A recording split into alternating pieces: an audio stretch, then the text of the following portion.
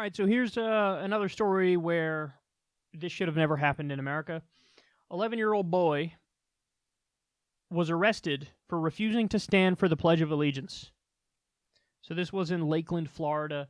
What happened was a substitute teacher asked the boy, so everybody was standing for the pledge. She asked the boy why he wasn't standing for the pledge, and his response was, the anthem is offensive and racist.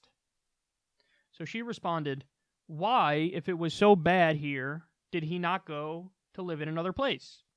And he answered saying, they brought me here. So she pressed on the issue and said, well, you can always go back because I came here from Cuba, and the day I feel I'm not welcome here anymore, I would find another place to live. And then she says, quote, I had to call the office because I did not want to continue dealing with him. Then they took disciplinary action against him. Then I think he was charged. The police charged him with something. Whoa. Okay, so it was like resisting arrest was one charge, and there was another charge. I forget what it was. Not disorderly conduct, but some weird thing like that. So here's the deal. Let's break this down. First of all, I need everybody to keep it real in that this is an 11-year-old boy. Does the 11-year-old boy have actual political opinions? No. So when the 11-year-old boy says the anthem is offensive and racist, that's the 11-year-old boy saying, my mom or my mom and dad or just my parents think the anthem is offensive and racist, and I'm going to parrot that. So when you're 11, you don't have independent political thought.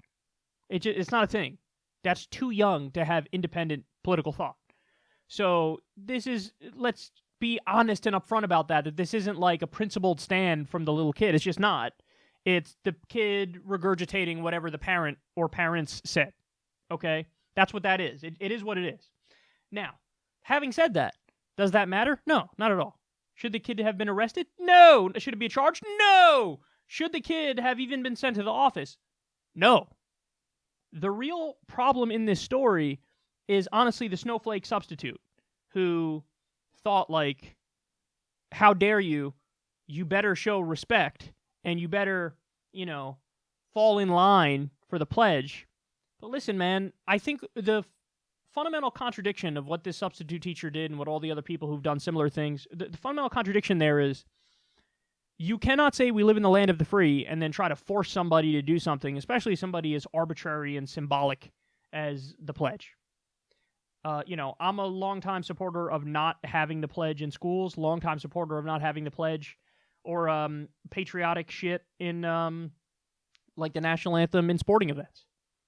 It really is mindless to do that. It makes no sense. And it doesn't, like people on the right say, oh, it fosters a sense of national pride and spirit. No, it doesn't. No, it doesn't.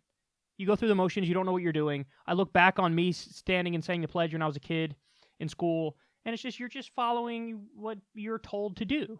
And I don't want to breed little authoritarians in the country. I want to have independent thinkers. And by the way, this isn't to say like you can't like the pledge. You could like it. Of course you can. You could be incredibly patriotic. I think I'm incredibly patriotic. But the bullshit symbolism of it, that's not it. That's not patriotism.